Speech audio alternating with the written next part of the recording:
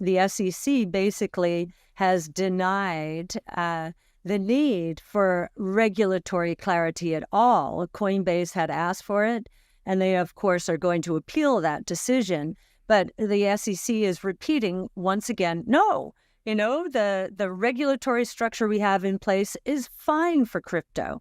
And this also happened when derivatives became a question, and the SEC and the CFTC, the Commodity Futures Trading Commission, started bucking heads against this idea that one had control versus the other.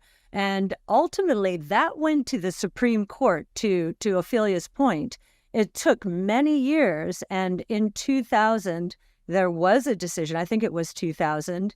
There was a decision that gave both of them jurisdiction and was very clear about which had jurisdiction over what and what they both had to agree on. So I think the same thing's going to happen here, and that Coinbase will take this to the Supreme Court. If I'm not mistaken, this is going to be appealed to the 3rd District Court. So we'll have a few steps here, but honestly, I think Coinbase, the folks at Coinbase, expect this to go to the Supreme Court and use derivatives as our guide. If you've got the CFTC and the SEC either competing for power at each other's throats, it's probably going to end up at the Supreme Court, and it'll take a few years. Regulatory, as we think about the checks and balances, executive, judicial, and legislative, regulatory, Gary Gensler was appointed by Joe Biden, I know with Senate ratification, but we think of that as executive. Then you've got judicial, the courts, and then you've got legislative, and they're all engaged right now, which is good.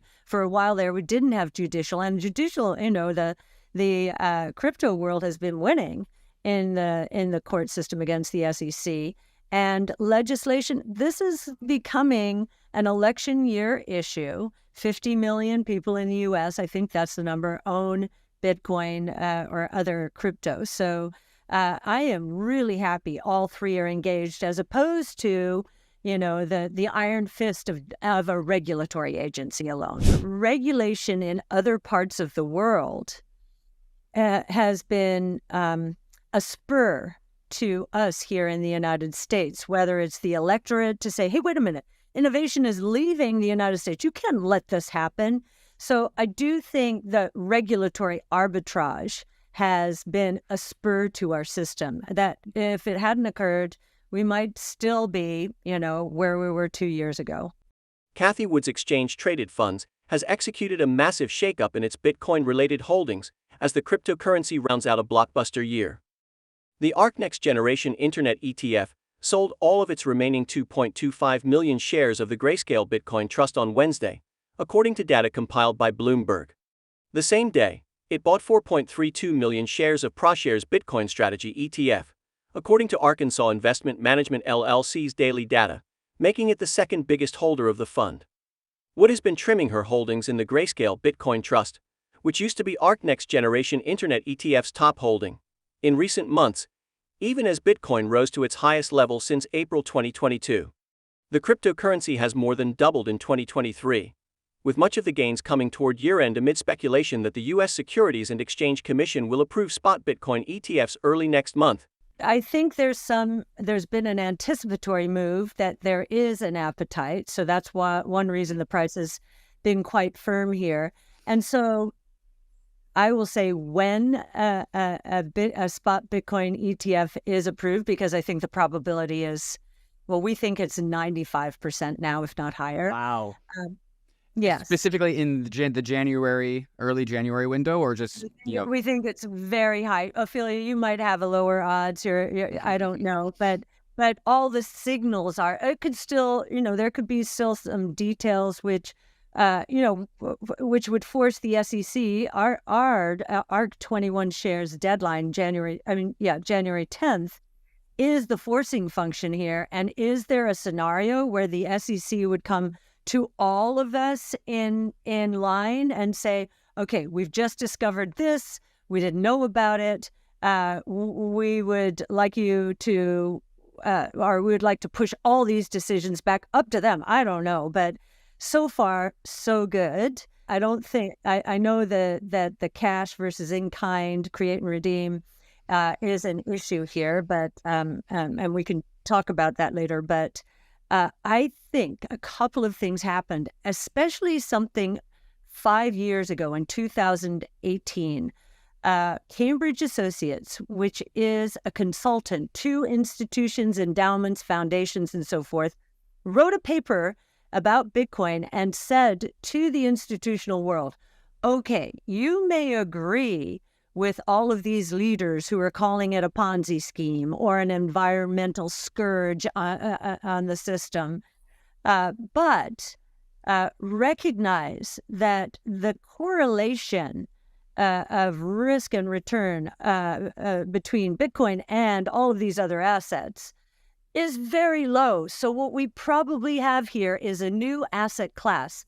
And what institutions do know is that the best way to increase returns per unit of risk is to diversify into a new asset class. So this is very important. And so Cambridge back then said, you may not like it, and you may really believe all these people who are saying these horrible things about it, but this is the way it's behaving. And our study, and we've put this study out, we're updating it now, on what should be the institutional allocation in a broad-based portfolio to Bitcoin. If you want to, this is as of last year, we're about to publish new numbers, but as of last year, if you wanted to minimize volatility, the optimal weight of Bitcoin in your overall portfolio would be 2%. If you want to maximize your Sharpe ratio, so your return per unit of risk, then the number is closer to 6%. And this kind of makes sense because I remember other new asset classes, real estate very early in my career. So 70s and 80s, real estate was the new asset class. And institutions started with a 1% allocation and then gradually moved up to that 5-ish%, maybe above. And then emerging markets, when that became a category, because it wasn't one emerging market at a time, but it was a category, a new category. Again, started with 1 and moved up to 5%. That, we believe, is what is going to happen here. And I think the fact that we and others are educating institutions that, wait a minute, this is mathematically metered to go up to 21 million units, and we're at roughly 19.5 million. The scarcity value is already showing itself. And with institutions starting to push in, that will be ever more true. So might we get a sell on the news? Well, sure, we've had a nice little burst here.